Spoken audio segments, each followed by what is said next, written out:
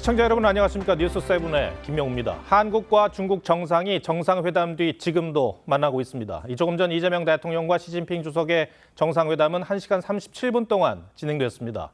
상징성이 큰 모두 발언에서 이 대통령이 중국과의 경제 교류와 북한 문제에 대한 중국의 역할을 강조한 점이 눈에 띄고 시 주석은 두 나라의 발전은 시대의 흐름에 순응하는 정확한 선택이라고 말했습니다. APEC 정상회의에서 이미 두 정상은 인사를 나눴지만 시 주석이 11년 만에 국빈 자격으로 우리나라를 방문한 만큼 별도의 공식 환영 행사도 진행됐습니다. 먼저 최민식 기자입니다. 이재명 대통령과 시진핑 국가주석이 악수를 나눕니다. APEC 개막식 땐 다소 굳은 표정이었던 시 주석도 이번엔 옅은 미소를 띄었습니다. 시 주석의 착석을 권유한 이 대통령은 중국이 세계 2위의 경제대국으로 성장하는데 한국의 기여도 있었다며 양국의 호혜적인 경제협력 구조를 강화해 나가자고 했습니다. 경제협력 규모 구조가 수직적인 분업 구조에서 수평적인 협력 구조로 변화하고 있는 상황에서 양국 간의 호혜적인 협력 관계도 시대의 흐름에 맞춰 더 발전해 나가야 될 것입니다. 북중 간 고위급 교류가 활발히 진행되고 있는 데 대해서도 중국의 역할이 커지고 있다며 한중 간 전략적 소통이 강화되길 기대한다고 했습니다. 시 주석도 11년 만에 국빈으로 방한하게 돼 기쁘게 생각한다며 이 대통령과 여러 방식으로 소통하며 한중 관계를 안정적으로 이끌었다고 말했습니다. 전략적 소통을 강화하길 기대한다고도 했는데 이 대통령이 북한 문제와 관련한 소통을 요청한 것에 대한 화답 성격으로 해석됐습니다. 推动中韩战略合作伙伴关系行稳致远，为地区和平与发展提供更多正能量。 두 사람은 10분가량 진행된 공개 회담에 이어 비공개 회담도 1시간 30분가량 가졌습니다. 이번 회담에서 두 나라는 원위안화 통화 수화풀을 비롯한 경제 산업 분야와 한국산 감 수출 검역 요건 완화 등 모두 7건의 MOU를 체결했습니다. TV조선 최민식입니다. 정상회담 전 공식 환영식에서 시진핑 주석은 평소 표정 변화가 별로 없었지만 오늘은 다소 긴장을 푼 듯 미소를 보이기도 했습니다. 이재명 대통령이 트럼프 대통령에게 금관 모형을 선물했던 게 화제가 됐는데 시 주석에겐 고급 바둑판을 선물했습니다. 이태희 기자입니다.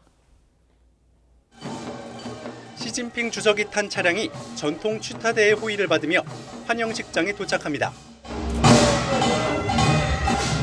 차에서 내린 시 주석을 기다리던 이재명 대통령이 악수로 환영합니다. 정상회의가 있었던 어제 오늘 연달아 만난 두 정상은 인사말을 주고받으며 한층 가까워진 모습을 보였습니다. 환영 행사를 마친 두 정상은 상대국 참모진들에게 일일이 악수를 하며 인사도 건넸습니다. 본격적인 회담이 시작되자 이재명 대통령은 자신과 시 주석의 정치적 성장 과정이 비슷하다며 친근감을 드러냈습니다. 우리 두 사람이 지방에서부터 국민과 함께 호흡하면서 국가 지도자로 성장해 왔다는 공동의 경험은 성과를 만들어 나가는 좋은 토대가 될 것으로 생각됩니다. 시 주석도 이 대통령이 당선 이후 자신과 꾸준히 소통해왔다며 한중 관계 중요성을 재확인했습니다. 中韩是搬不走的重要近邻，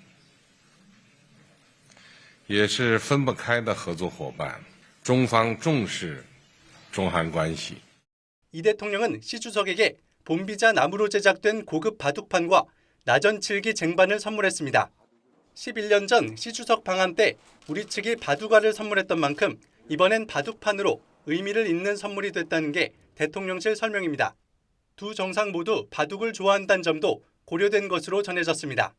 TV조선 이태희입니다.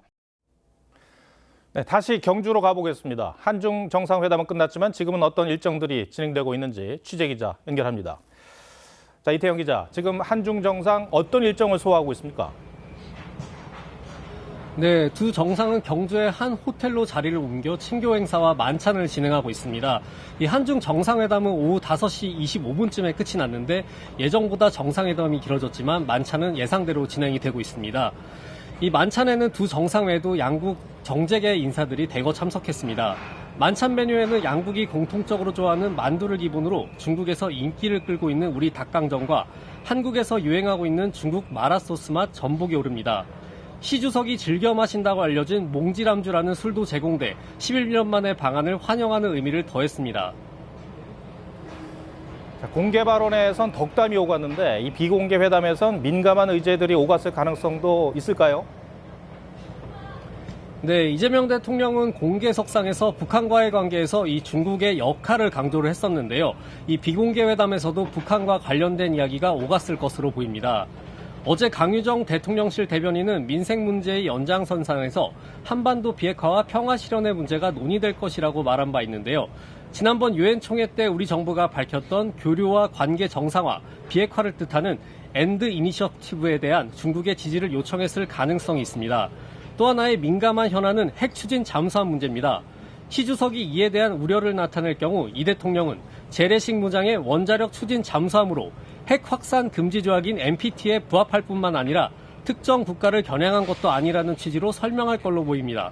또 한국 측은 서해 잠정조치 수역 내 중국의 불법 구조물 문제와 한한령 해제 등이 논의 테이블에 오를 수 있을지도 관심을 받고 있습니다. 지금까지 경주에서 TV조선 이태형입니다. 네, 이번엔 미국 워싱턴으로 가보겠습니다. 트럼프 대통령은 에이펙 본회의 전에 한국 방문 일정을 마치고 미국으로 돌아갔지만 이 백악관 역시 한중 정상회담 내용에 촉각을 곤두세우는 분위기입니다. 백대우 특파원 연결하겠습니다. 자, 미국의 관심은 아무래도 한미 조선업 협력 프로젝트인 마스가와 또 핵 추진 잠수함 건조 같은 이슈겠죠. 네, 그렇습니다. 트럼프 대통령은 중국 시진핑 주석과 서로 무난한 분위기 속에서 정상회담을 마무리했고요. 또 무역 협상도 강대강대치는 서로 피하는 방향으로 결론을 냈습니다. 하지만 기싸움은 여전히 이어지는 분위기입니다. 지난달 초 중국에서 한미 마스가 프로젝트의 핵심인 필라델피아 조선소를 제재 대상에 올렸는데 지난 한미 정상회담을 통해 사업 내용이 보다 구체화된 상황에서 중국이 어떤 반응을 내놓을지 예의주시하고 있습니다. 이와 함께 이틀 전 트럼프 대통령은 한미 군사 동맹을 거론하면서 한국의 핵 추진 잠수함 미국 건조를 승인했는데요. 중국이 지난 2017년 경북 성주에 고고도 미사일인 사드 배치를 놓고도 강하게 반발했었던 만큼 이번에도 불편한 감정을 어떤 방식으로든 내비칠 가능성이 있는 것으로 보고 시진핑 주석의 반응을 계속 주목하고 있습니다. 특히 조금 전 한중 정상회담 당시 시 주석의 도전에 함께 대응하고 지역 평화와 발전을 위해서 더 많은 긍정적 에너지를 불어넣을 용의가 있다는 발언의 의미도 함께 파악하는 분위기입니다. 트럼프 대통령이 내년 4월 중국을 방문할 예정인데 이 베센트 재무장관이 후일담을 전해줬죠. 예, 그렇습니다. 베센트 장관은 어제 영국 파이낸셜 타임즈와의 인터뷰를 통해서 관련 내용 일부를 공개했는데요. 미중 정상회담 도중 트럼프 대통령이 내년 초 중국 방문 의사를 타진하자 시 주석은 1월이나 2월은 매우 추우니 4월쯤 방문하는 것이 좋겠다라는 답변을 했다고 전했습니다. 트럼프 대통령은 시 주석이 합성 마약 펜타닐을 단속하면 현재 남아있는 10%의 관세도 철폐할 것이라는 뜻도 전했습니다. 다만 시 주석이 트럼프 대통령이 없는 에이펙 정상회의 도중 연설을 통해서 다자주의 무역을 강조하면서 미국 우선주의를 비판했던 만큼 미중의 장외 신경전은 한동안 지속될 것이란 전망이 많습니다. 지금까지 미국 워싱턴 DC에서 TV조선 백대우입니다. 이렇게 한중 정상회담을 마지막으로 지난 27일 공식 일정을 시작한 에이펙은 경주 선언을 채택하며 막을 내렸습니다. 관심을 모았던 자유무역에 대한 명시적 지지는 담지 못했지만 포용적 무역 투자 시장 주도적 방식의 경제 통합 등의 내용이 포함됐습니다. 다음 에이펙은 내년 11월 중국 선전에서 열립니다. 신경희 기자가 보도합니다. 에이펙 폐막식에 참석한 회원국 정상들이 평화를 의미하는 옥색 목도리를 두르고 마지막 기념사진 촬영에 나섰습니다. 인도네시아 대통령의 목도리를 직접 다듬어준 이 대통령은 다른 정상들에게도 등을 두드리거나 악수하며 친근함을 표시했습니다. 아태 지역의 새로운 이정표가 필요한 중차대한 시기, 대한민국이 에이펙 의장국을 맡게 된 것은 큰 기쁨이고 영광이었습니다. 21개국 회원들은 경주선언과 AI 이니셔티브, 인구구조 변화 대응 공동 프레임워크 등 모두 3건의 문서를 채택했습니다. 관심을 모았던 자유무역에 대한 명시적인 지지는 경주선언에 담기지 않았습니다. 자국 우선주의를 강조하며 보호무역 기조를 보이고 있는 미국의 이의제기 때문이란 분석입니다. 다만 포용적 무역 투자 환경에 대한 중요성 인식, 시장 주도적인 방식으로 아시아 태평양 지역의 경제 통합을 추진해 나갈 것이란 내용을 담으며 절충점을 찾았습니다. 대통령실은 경주선언에 무역을 비롯한 글로벌 경제 현안에 대해 포괄적 협력의 방향성이 담겼다고 설명했습니다. 의장국을 넘겨받는 시진핑 주석은 내년 11월 중국 선전에서 다음 APEC을 개최하겠다고 밝혔습니다. 期待各位大家明年共赴深圳之约，共商亚太发展大计。 연대와 협력을 화두로 21개국 정상들과 1,700여 명의 글로벌 CEO를 한자리에 모았던 경주 APEC은 오늘로 닷새간의 공식 일정을 모두 마무리했습니다. TV조선 신경입니다. APEC 일정을 마무리하면서 이재명 대통령은 내외신 기자들을 상대로 기자회견을 열었습니다. 이 대통령은 북한이 미국으로부터 체제 안전을 보장받기를 원한다며 미국의 역할을 다시 한번 강조했고 중국과 일본에 대해서도 비교적 솔직한 속내를 비쳤습니다. 최지원 기자가 보도합니다. 경주 국제미디어센터에 모인 내외신 기자회견에서 이재명 대통령이 가장 먼저 받은 질문은 대북 문제였습니다. 이 대통령은 북한이 적대적으로 행동하고 있지만 어떻게 한 번에 갑자기 바뀌겠느냐며 적대적 표현이 과거보단 완화됐다고 평가했습니다.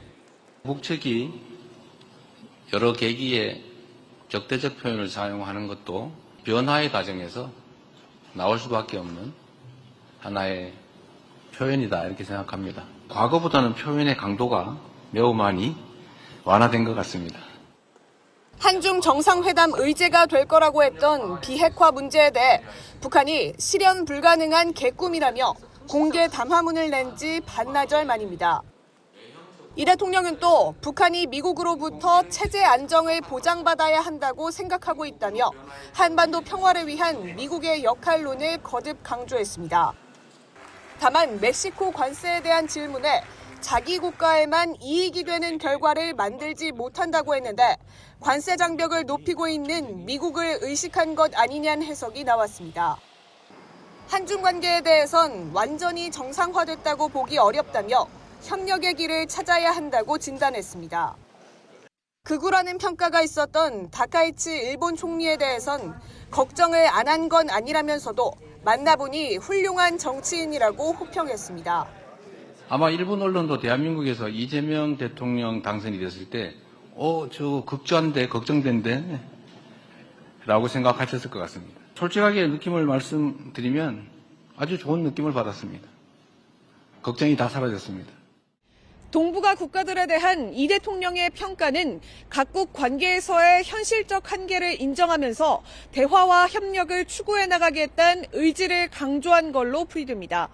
TV조선 최지원입니다. 한중 정상회담에서 구체적으로 어떤 얘기들이 오갔는지는 좀 더 지켜봐야겠습니다만 이 공개 회담에서 나온 두 정상의 발언만 보면 일단 분위기는 나쁘지 않아 보입니다. 이번 회담이 갖는 의미에 대해서 강준영 한국외대 교수와 얘기 나눠보겠습니다. 안녕하세요. 네, 안녕하세요. 정확한 얘기는 이제 정부 브리핑이 있을 텐데 그 전까지는 저희가 세밀한 내용을 알기는 좀 어렵고 모두 발언, 그러니까 공개된 내용 봤을 때 한중 정상회담 어땠다고 평가하세요? 네, 일단 서로 뭐 자극을 하거나 이런 네. 부분들이 전혀 없었고 기본적으로 어떤 형태로든 간에 시진핑 주석이 지금 11년 만에 오셨잖아요. 예. 그리고 한국은 새 정부고 한국 입장에서도 그렇고 중국 입장에서도 그렇고 새로운 그림을 한번 그려보자 이런 차원에서 얘기를 했기 때문에 양측의 분위기가 다 괜찮았고요. 실질적으로도 발표를 들어봐야 되겠습니다만 상당히 온화한 분위기에서 얘기가 됐을 것 같습니다. 저희들 관심이 이제 비공개 회담에서 어떤 얘기를 나눴을까인데 대통령실은 그 북한 비핵화 문제가 의제로 설정될 것 같다라는 입장을 보였는데 글쎄요. 논의가 됐다면 어느 수위로 다뤄졌을 것 같으세요? 저는 이제 우리는 그런 얘기들을 다 하고 싶죠. 왜냐하면 한중 정상회담은 기본적으로 한국의 가장 큰 현안 문제인 북한의 핵 위협을 어떻게 상쇄시키느냐 이게 문제였기 때문에 그전에도 계속해서 북한 비핵화를 얘기했습니다. 중국은 북한 비핵화라는 표현을 쓰지 않고 한반도 비핵화라는 표현을 썼어요.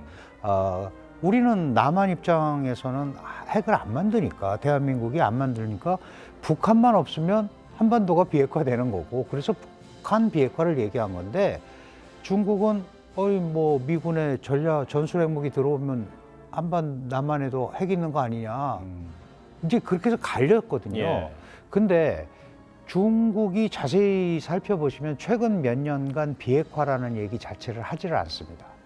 게다가 지난 전승절 때 김정은을 불렀잖아요. 부르면서 거기다 대고 비핵화라는 말 꺼내기 굉장히 어렵죠. 그래서 아마도 우리는 우리 입장을 얘기했을 거고, 중국은 알았다, 내가 한반도의 평화와 안정을 위해서 충분히 기여를 하겠다, 뭐 그 정도 선에서 얘기가 나오지 않았을까. 예. 그 북한 외무성에 바로 그 부위원장 얘기가 바로 나왔잖아요. 헛된 꿈이다. 지금 김정은의 입장에서는 핵이 예. 없으면은 북한 통치하기가 어렵잖아요. 우리는 핵 보유국이고 그게 헌법에 명시돼 있고, 미국이 우리와 얘기하려면 적대시 정책 선 취소하고 우리를 핵 보유국으로 인정을 해서 소위 핵 군축으로 들어가야지, 핵을 없앤다? 비핵화? 그건 말이 안 된다. 이렇게 얘기하는 거거든요. 알겠습니다. 이제 그런 면 예. 때문에 중국도 북한을 자극하는 말을 하기는 굉장히 어렵습니다. 이번 APEC 기간 동안에 어떻게 보면 우리 입장에서 가장 이슈가 됐던 부분은 이재명 대통령이 핵 추진 잠수함을 추진하자라는 말을, 그 문제였던 것 같아요. 네, 맞습니다. 이게 이번 한중 정상회담에서 혹시 걸림돌 되는 거 아니냐 이런 얘기들이 많이 나왔었는데. 사실 그 말을 하고 네. 꼭 굳이 모두 발언 시간에 하셨어야 되나, 이제 그런 걱정을 했죠. 그런데 중국의 그 다음날 외교부 대변인 발언은 우리가 생각한 것보다 워딩이 세지 않았어요. 한미 양국이 이 비확산, 핵의 확산을 하면 안 된다, 뭐 이 정도 선이었거든요. 그건 왜 그러냐 하면 거기에는 중국도 갖고 있는 고민이 있습니다. 예를 들어서 우리가 핵 추진 연료잖아요. 예. 그거 갖는 거를 강력하게 반발을 하면 우리도 할 말이 있죠.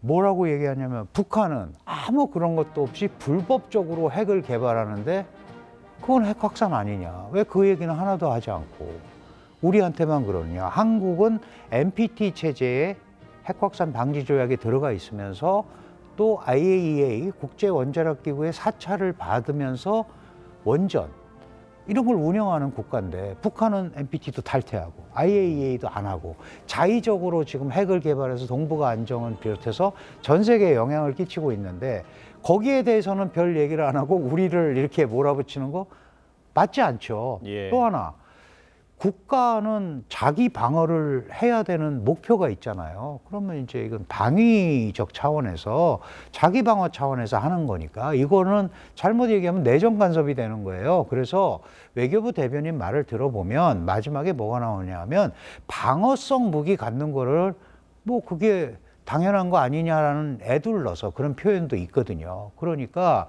그걸 가지고 한국을 압박하기는 어려운데, 종국적으로는 한국이 만약에 핵 잠수함, 뭐 핵 추진 잠수함을 갖게 되면 자신들이 누려왔던 이 아시아 지역, 특히 동아시아 지역에서의 우위, 군사적 잠수함의 우위가 상당히 상쇄될 수가 있죠. 그리고 또 일본도 갖겠다 그러면 머리 아프잖아요. 지금 호주는 미국의 이걸 받아서 2034년이 되면 이제 핵 잠수함 국가가 된단 말이에요. 그러면 이게 또 자칫하면 포위되는 듯한 느낌을 받을 수 있기 때문에, 앞으로도 이제 이게 군사적 전용이라든가 이걸 둘러싸고 계속 우리와 문제가 생길 수 있습니다. 예. 이제 곧 대통령실에 브리핑이 있을 텐데 그 얘기를 듣고 강 교수님 분석은 또 한 번 더 들어보도록 네, 네, 하겠습니다. 네. 오늘 말씀 고맙습니다. 네, 감사합니다.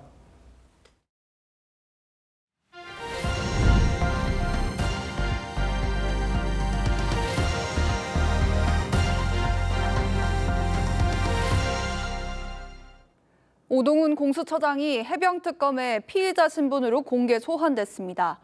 특검은 오 처장이 소속 검사를 감싸기 위해 고발 사건 수사를 고의로 지연시켰다고 보고 있는데, 오 처장은 정상적 수사 과정이었다고 반박했습니다. 조윤정 기자가 보도합니다. 오동훈 공수처장이 해병특검팀 사무실에 미소를 띠며 들어섭니다. 피의자 신분으로 출석한 오 처장은 자신의 직무유기 혐의를 부인했습니다. 직무유기 혐의 인정하십니까? 좀 정상적인 수사 활동 과정 중의 일입니다. 예. 특검은 오 처장이 송창진 전 공수처 부장검사가 위증 혐의로 고발당한 사건 수사를 고의로 지연시켰다고 보고 있습니다.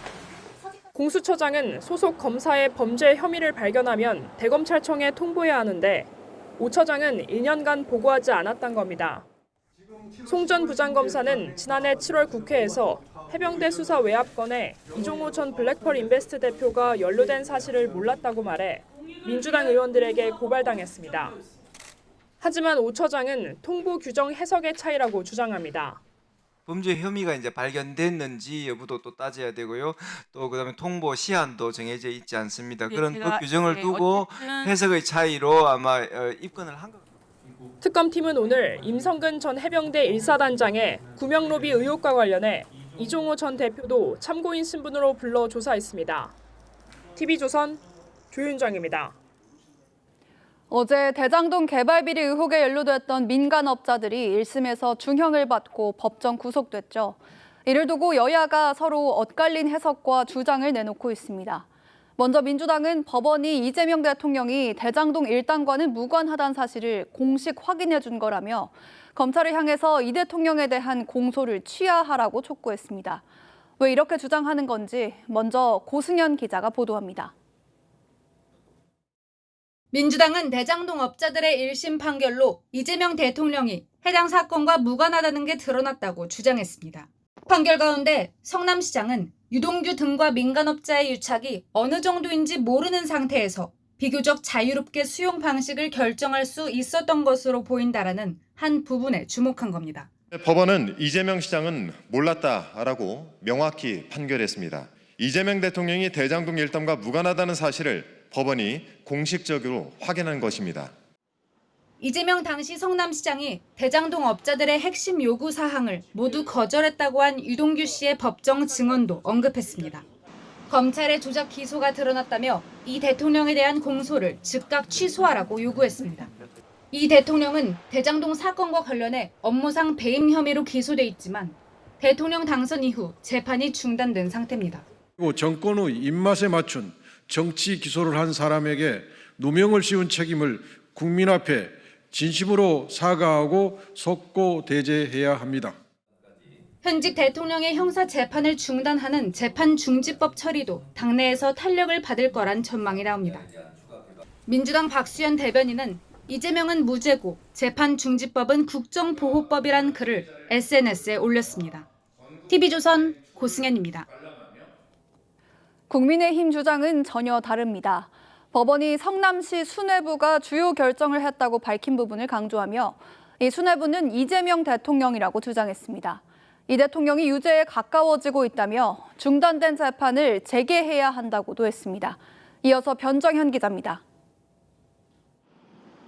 대장동 민간업자들에게 중형을 선고한 1심 재판부는 범죄 구조를 설명하며 유동규 전 본부장 윗선의 존재를 여러 차례 암시했습니다. 특히 국민의힘은 재판부가 성남시 수뇌부가 주요 결정을 하는 데 있어 중간관리자의 역할을 주로 담당한 측면도 나타난다고 한 부분을 강조했습니다. 배임 범죄가 성남시 수뇌부의 결정하에 이뤄진 유착관계 부패 범죄인 게 분명해졌다며 성남시 수뇌부는 이재명 대통령을 지칭한다는 겁니다. 설계자도 결재자도 승인자도 성남시였고 그 성남시장이 바로 이재명 대통령 본인입니다. 성남시 의원 출신인 개혁신당 이기인 사무총장은 성남시의회에서 LH에 맡기자는 제안까지 나왔지만 이 대통령이 거부했었다며 수뇌부는 이 대통령 말고는 있을 수 없다고 했습니다. 나경원, 주진우 등 율사 출신 의원들은 이번 판결로 이 대통령의 유죄 판결 가능성이 더 높아졌다고 분석했습니다. 이재명 대통령 유죄 선고에는 당연히 결정타고요. 성남시장의 인허가건이 없이는 이 판이 도저히 돌아갈 수가 없거든요. 국민의힘은 이런 상황에서도 민주당이 오히려 배임죄 폐지와 재판중지법을 밀어붙이고 있다며 국민이 모를 것 같느냐고 지적했습니다. 그러면서 대통령 당선 뒤 중단된 이재명 대통령 재판을 조속히 재개해 범죄 여부를 따져야 한다고 주장했습니다. TV조선 변정현입니다. 10월의 마지막 날이었던 어젯밤 서울 홍대와 이태원엔 헬로윈 분위기를 즐기려는 10만 인파가 몰렸습니다. 이태원 참사의 교훈으로 안전 통제가 강화됐고 시민들도 조심하면서 다행히 별다른 사고는 일어나지 않았습니다. 신정원 기자가 현장 취재했습니다. 뭐야! 인기 애니메이션 캐릭터 분장을 한 사람들이 인파들 속에서 춤을 춥니다. 주변 가게는 야외 테라스까지 손님이 꽉 찼고 클럽 앞에는 긴 줄이 늘어섰습니다. 사고만 안 나면 사람들 다 모여서 재밌게 놀고 이제 더 즐겨야죠. 기분이 최고 좋아요. 대한민국 최고예요. 인파가 몰리면서 밤 11시부터는 지하철이 이태원역을 무정차 통과했습니다. 홍대 인근엔 한때 11만 명 넘게 몰렸는데 이는 헬로윈 참사 이후 3년 만에 가장 많은 규모입니다. 홍대 근처 클럽과 주점이 밀집한 거리는 차 없는 거리로 운영돼 안전 펜스가 설치되고 경찰이 현장을 통제했습니다. 다행히 별다른 안전사고는 없었지만 곳곳에 남은 쓰레기로 각 지자체에서 골머리를 앓았습니다. 헬로윈 다음 날 홍대 거리에 와봤습니다. 새벽 5시부터 환경 공무관들이 치운 골목은 오후 3시가 가까이 돼서야 정리됐습니다.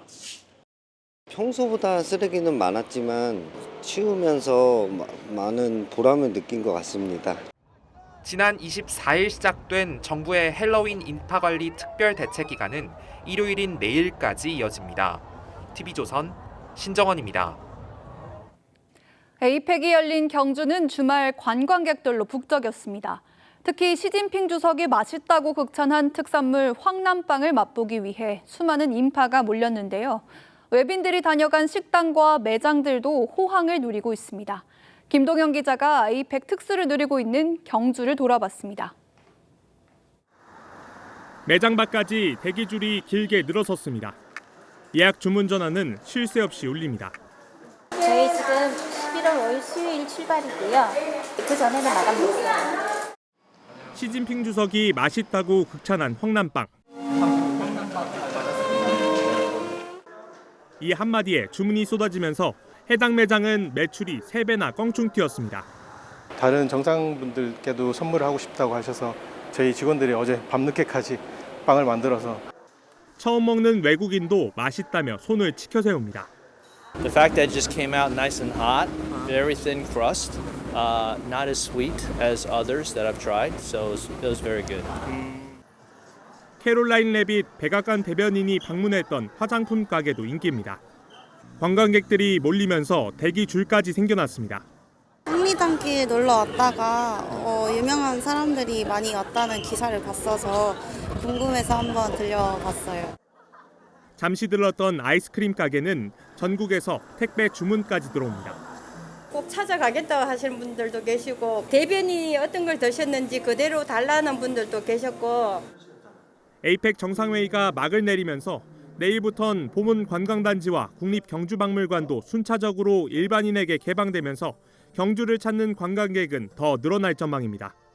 TV조선 김동영입니다. 어젯밤 충북 충주의 한 아파트 단지에 멧돼지 4마리가 나타나 주차장과 단지 곳곳을 누볐습니다.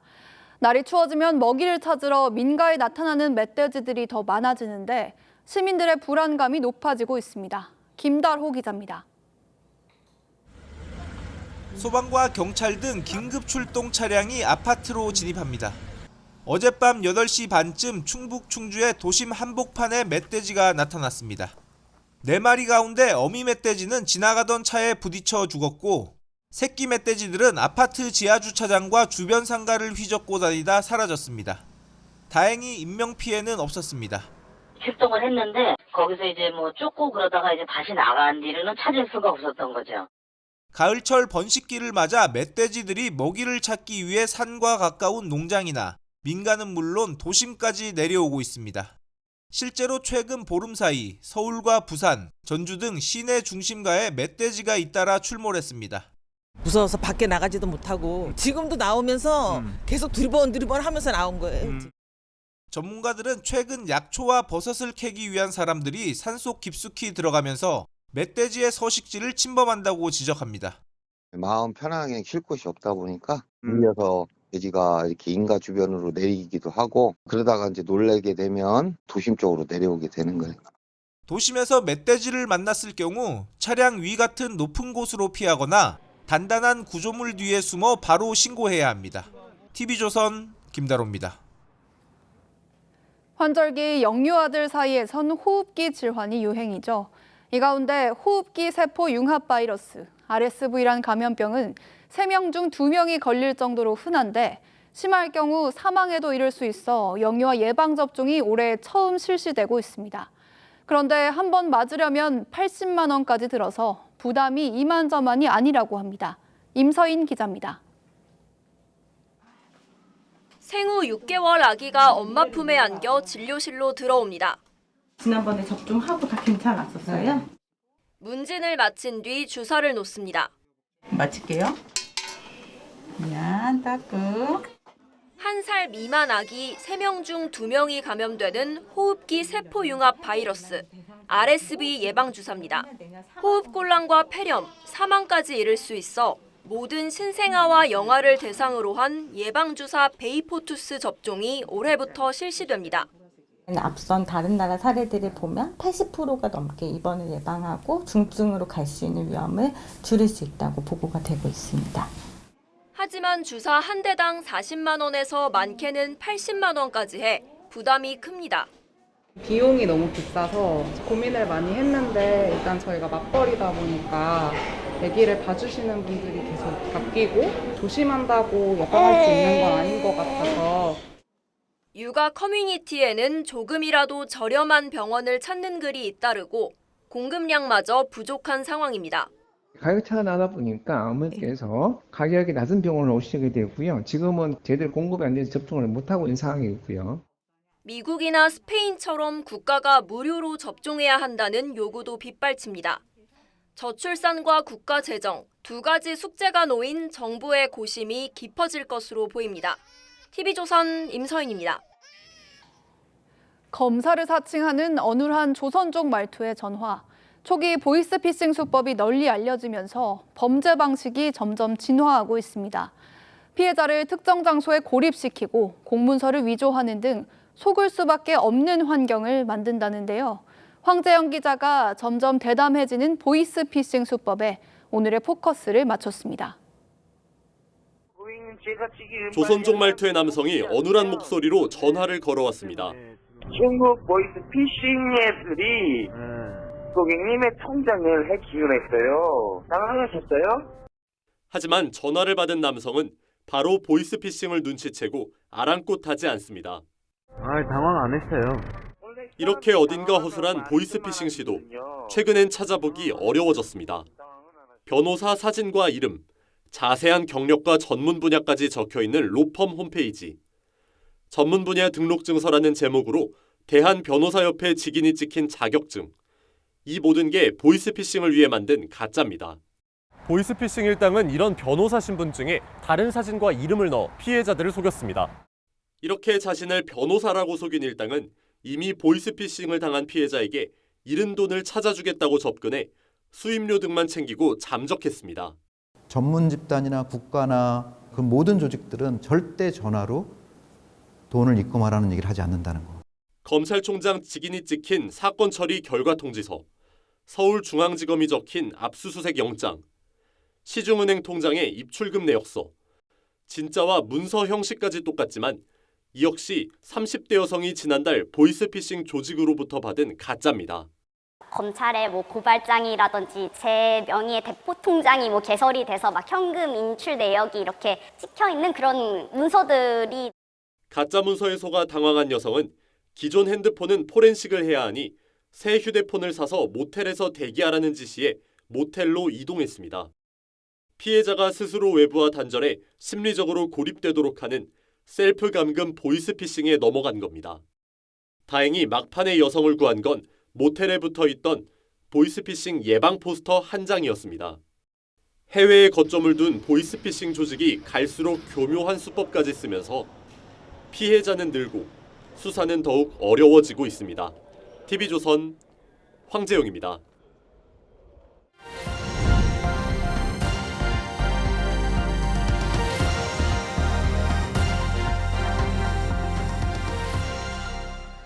반도체 수출 호조에 힘입어 지난달 우리나라 수출이 최고 기록을 갈아치웠지만 걱정도 큽니다. 이 반도체 이 한 품목에 대한 수출 의존도가 높다 보니 아직 마침표를 찍지 못한 트럼프발 관세에 예민할 수밖에 없습니다.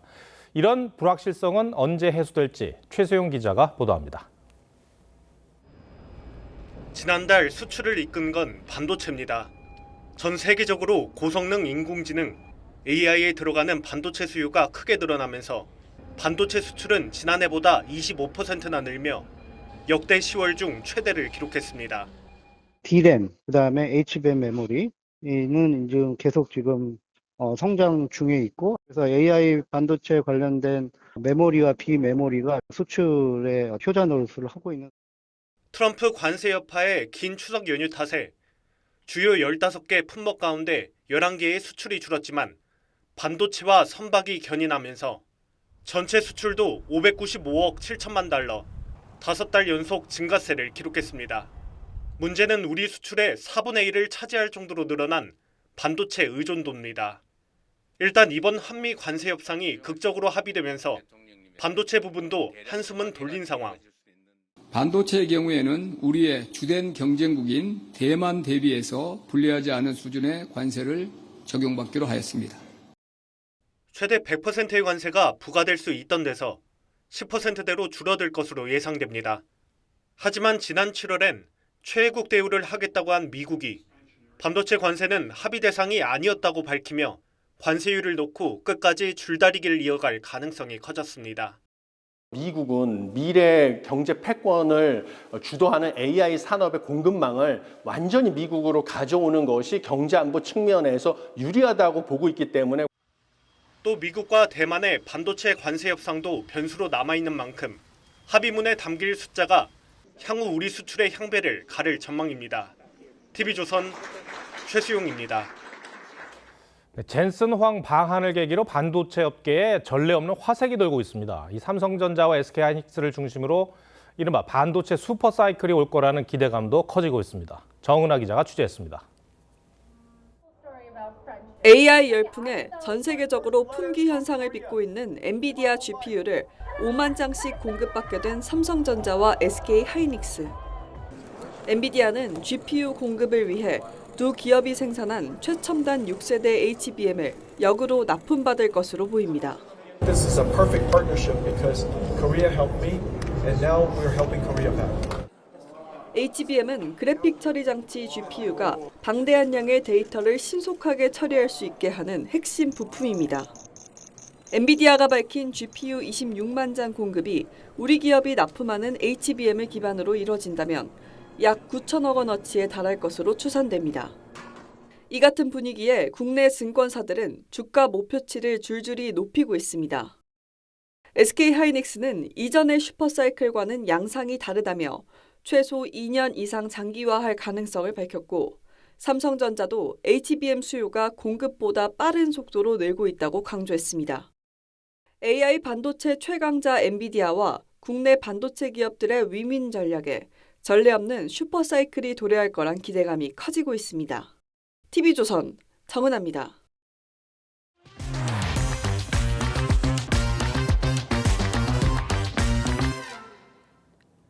그동안 사망보험금은 가입자가 세상을 떠난 뒤 유족이 수령했죠. 그런데 이제는 가입자가 살아있을 때 납입한 보험금을 미리 꺼내 연금처럼 받을 수 있게 됐습니다. 소득이 없는 노후에 쏠쏠한 안전망이 될 수 있을지 이정현 기자가 돈이 보이는 경제에서 짚어봤습니다. 18년 전 종신보험에 가입한 65살 이선금 씨. 이 씨가 사망하면 자녀에게 보험금 5천만 원이 지급되지만 당장 병원비에 생활비까지 들어가다 보니 한푼이 아쉬운 상황입니다. 나이가 들면 소소하게 들어가는 돈이 많아요. 손주들 장난감도 사줘야 되죠. 병원비도 쏠쏠하게 많이 나가거든요.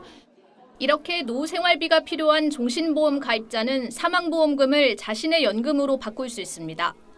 만 55세 이상이면서 10년 이상 보험료를 완납한 보험 가입자가 대상입니다. 단 금리 확정형만 가능하고 변액보험 등은 제외됩니다. 소득이나 자산에 관계없이 사망보험금 해약 환급금의 최대 90%까지 연금으로 받을 수 있습니다. 나머지 사망보험금과 특약 등은 그대로 유지됩니다. 사실 뭐 자녀들한테 제 장려비로 쓰라고 주고 싶으죠. 네. 제가 쓸 노후가 길어지더라고요. 그러니까 제가 쓸 돈도 필요하다고 느꼈거든요. 연금액은 사망보험금 해약 환급금과 약정 이율, 받는 기간에 따라 달라집니다. 유동화 연금을 받는 도중 가입자가 사망하면 남은 금액은 유족에게 돌아갑니다. 전문가들은 연금 금액이 생각보다 적을 수 있어 유동화 비율과 수령 기간을 꼼꼼히 따질 필요가 있다고 조언했습니다. 소득 공백을 메우기 위해서 쓰고 싶다면 유동화 비율을 높이고 기간을 짧게 가져가시면 되고요.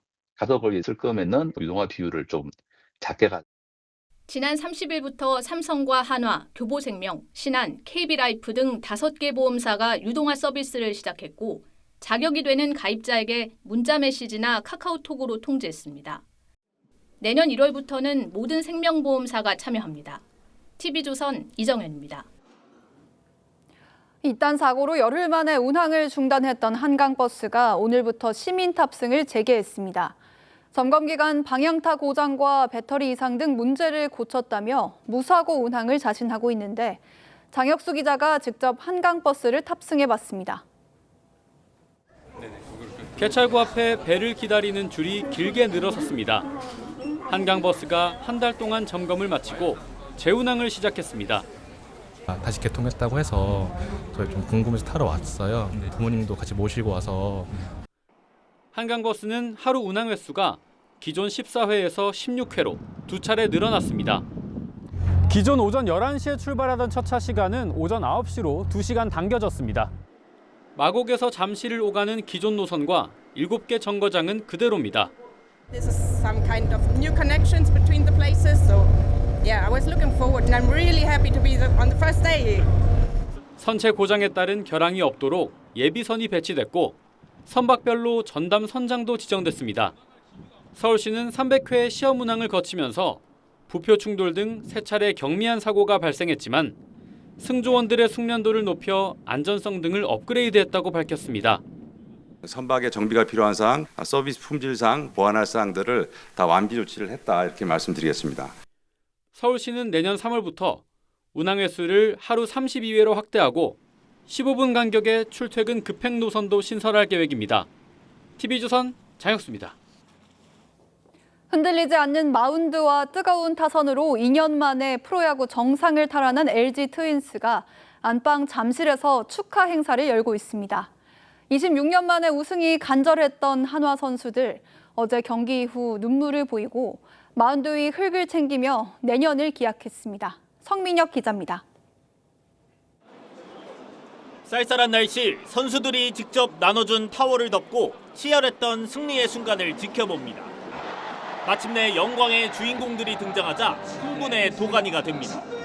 오늘 우승 축하 파티 재밌게 즐기시고 돌아가셨으면 좋겠습니다.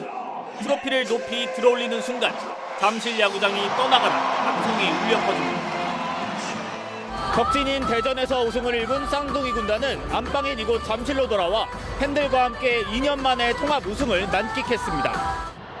한국 시리즈에서도 LG는 막강했습니다. 2연패 위기에 몰렸던 4차전엔 9회에만 6점을 뽑는 집중력으로 대역전극을 만들었습니다. 1, 2차전엔 무려 21점을 쓸어 담았습니다. 고비마다 연거푸 적시타를 터뜨린 김현수는 고참의 품격을 보여줬습니다. 선수들이 와서 6회부터 계속 얘기해줘가지고 마음속에 조금 저도 더 잘 쳐야 된다, 더 잘 쳐야 된다 생각하게 되더라고요. 마운드에선 에이스 치리노스 대신 1차전에 등판한 토러스트를 필두로 불펜까지 호투를 펼쳤습니다. 반면 전반기를 1위로 마무리한 한화는 진한 여운을 남겼습니다. 10월 평균 자책점이 20.77로 부진했던 마무리 김서현을 내세운 김경문 감독의 믿음의 야구는 단기전에 통하지 않았습니다.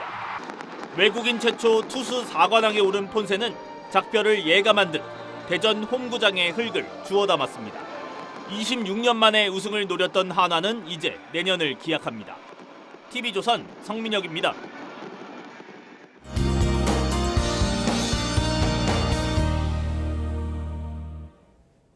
11월의 첫 주말인 오늘 완연한 가을을 만끽하기 좋았습니다.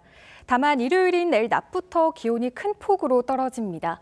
북쪽에 찬 공기가 남하하면서 내일 서울의 한낮 기온이 오늘보다 7도가량 떨어지겠고 월요일 아침 기온은 1도로 추위가 이어지겠습니다.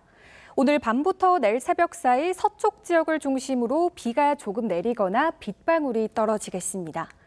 내일까지 전국 대부분 지역에 초속 20m 안팎의 강한 바람이 불어 체감 온도는 더욱 낮겠습니다. 내일 아침 기온 서울 8도, 춘천 6도, 부산은 12도로 출발하고요. 내일 한낮 기온 서울 10도, 대전 13도, 대구 14도로 오늘보다 5도에서 7도가량 낮겠습니다. 추위는 주 중반부터 점차 누그러지겠습니다. 날씨였습니다. 11월 1일 토요일 뉴스7 마치겠습니다. 시청해주셔서 고맙습니다.